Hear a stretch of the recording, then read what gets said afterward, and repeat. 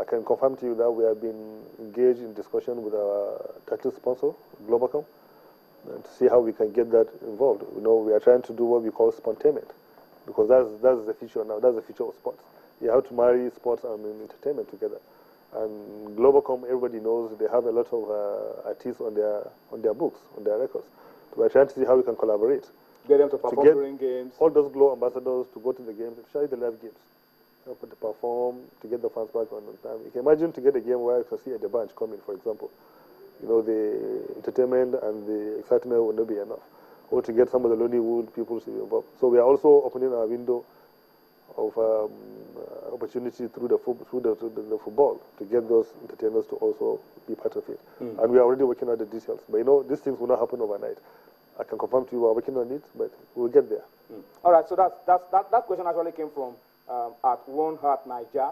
That's the guy asking the question about entertainers coming to perform during the games. Let me come to you. What's your philosophy for the? I mean, as a chairman, what's the plan? What do you see as a policy going forward for our league? What kind of structures do you want to put in place to move this league from where it is now to where it can become the best in Africa and then compete with the other big leagues in the world? Well, you see, practically now at the NFF level, the LMC level, we have practically sorted out what we need to sort out. Now the next step is how we can get the private sector involved, because that's the next step. And we have to help our clubs. We can't be always insulting them. They don't know what they are doing. I had people saying that. I really get angry saying that. We have to come together to help them. It belongs to us. These club people and club managers and chairmen are also part of us. So we have to help them to make sure the clubs are run properly. If the clubs are run properly, they get the right investors involved, then we move to the next level. And how do you do that? First step now, we have all government involved in all the clubs. I see people abusing the government as well. Maybe Giwa, that's not right. Maybe Fanyuba. Yeah, that's not right as well, because the government have reason for being involved with that. Because if there's nobody putting the money on the table, the government will not be involved. So we have to find and create a system where we can gradually take government to divest, and then move to the next level. And the first step we are doing, we have already sent a request to have a meeting with the Governors Forum. As the LMC, the NFF, will go to the Governors Forum and start engaging the governors directly and see how as the owners of the clubs, how we can advise them and create programs for them to divest. And we have done our own research. The best program that will sustain club football in Nigeria is the community ownership of club.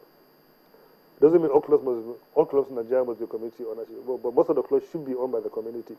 And not even all the clubs should be owned by the community. Maybe 51%, 70%, or what have you.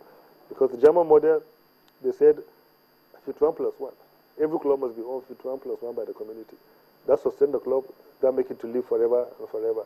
And that creates another window for them to raise the right revenues. So we work with the government to see how they can get the community involved.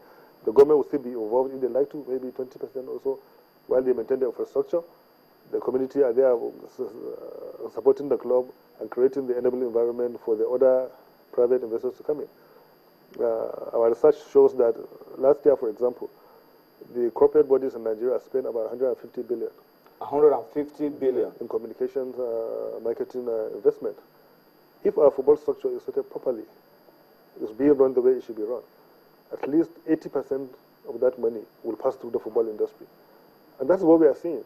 But from if we put the structure to it, and we put our house in order. Yeah, but from the LMC and the NFL, that's what we are seeing.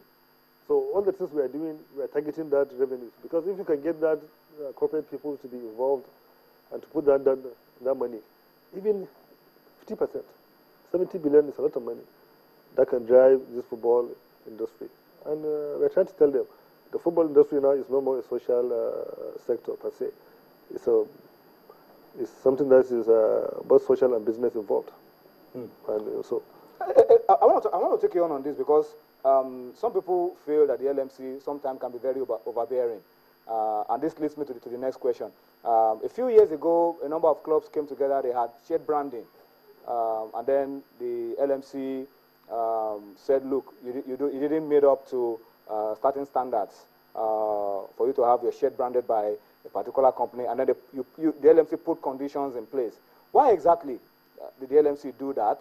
And ever since, it's been difficult for us to get, apart from today, for example, today, Sharks of Port Harcourt unveiled a shirt sponsor, and it looks like they are the only ones with a shirt sponsorship deal in Nigeria. Why is it that it looks like the LMC are a little overbearing with regards to encouraging people to brand the shirts of our clubs? It's not being overbearing. It's trying to do the right things at the right time. Okay, these are the pictures of Sharks today. Yeah, so it's very Sharks, nice, yeah. Odinga, and Christian Pegbara, and the shirt sponsors for Sharks of Port Harcourt. Yeah. The LMC endorsed this deal. Yeah, of course. But what about the other deals that people said, why didn't the LMC allow the other deals to go on? Because there is always a procedure for doing things. That's a process. If, for example, somebody come as status sponsor, put billions of naira into the league, for example, and then somebody will come and give 10 million to 7 clubs, and brand is the shares of 7 clubs with 10 million naira. Does that help the league? No, doesn't help the league one bit. So we have to put standards and requirements to ensure that if you want to get involved, be involved properly. And because they say small steps being done correctly will lead to big steps in the future and get things done better. You know, so that's what we are looking at. We're not overbearing. We're trying to get things done properly. Sharks came to us. This is what we want to do. This is the deal. How do you go about it? And that's why we now sit down and advise them clearly on what to do and how to do. We vetted the contract. We get our lawyers to look at it and ensure that the interest of Sharks, first and foremost, is protected, and the interest of the league is protected, and the interest of the other clubs is protected. Let me tell you, if a club go and sign a deal of, say, 10 million to sponsor their shirt, and we allow that to go, for example, it's not just that club that is involved. They are also killing the other clubs because they have set a benchmark. Other clubs in the league cannot be able to go and negotiate a deal more than that 10 million. Okay, the guys will tell you that, look, this club is doing it for this amount, this club is doing it for this amount. Why are you asking for too much? That's a benchmark already been set. So that's why we have rules that says for you to be involved, you have to pay at least 13% of what the title sponsor is paying the league.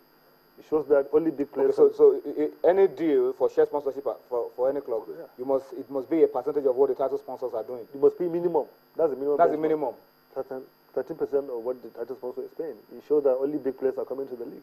You know, we can wait for the right time for the big players to come, because if you start coming with small players, then when do you grow big? You have to think big for you to get right where you want to go. And for Sharks, that's why we allow them to only do a 1-year deal, like the half-season deal. Because they haven't made the benchmark we are looking at. But at least we saw they're serious, so we have to encourage them. And to be able to get things done, that is why, as part of the business unit we are setting up for the LMC, we set up LMC Consulting. LMC Consulting is not to go and be consulting for people. It's to be consulting for our clubs.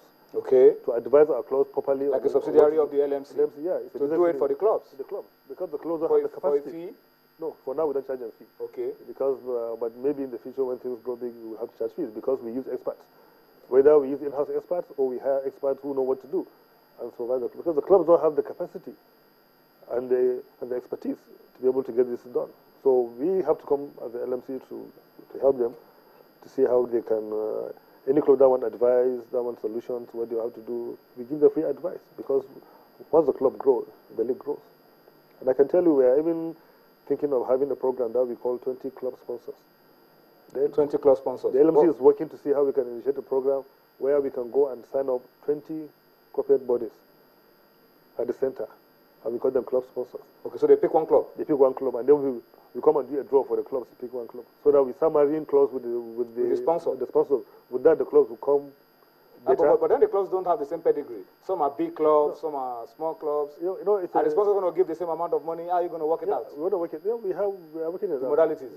Don't worry, it's intellectual property we're dealing with. So I'm not going to listen out on TV.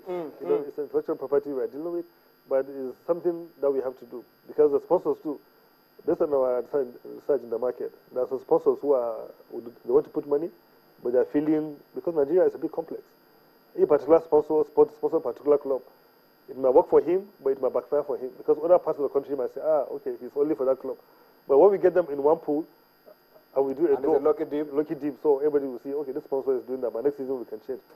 And then by the time they do that, for a while, the clubs now will not begin to imbibe the culture of getting the sponsors and getting them to do. Already myself, the NFL president, the first vice president, we have all had meetings, and my colleague in the LMC, Dikko, we all have meetings with some corporate bodies, started to initiate this process. So hopefully, if we get it right, before next season, we might end up having all 20 clubs having some sponsors. Wow, amazing. That would be fantastic. Let me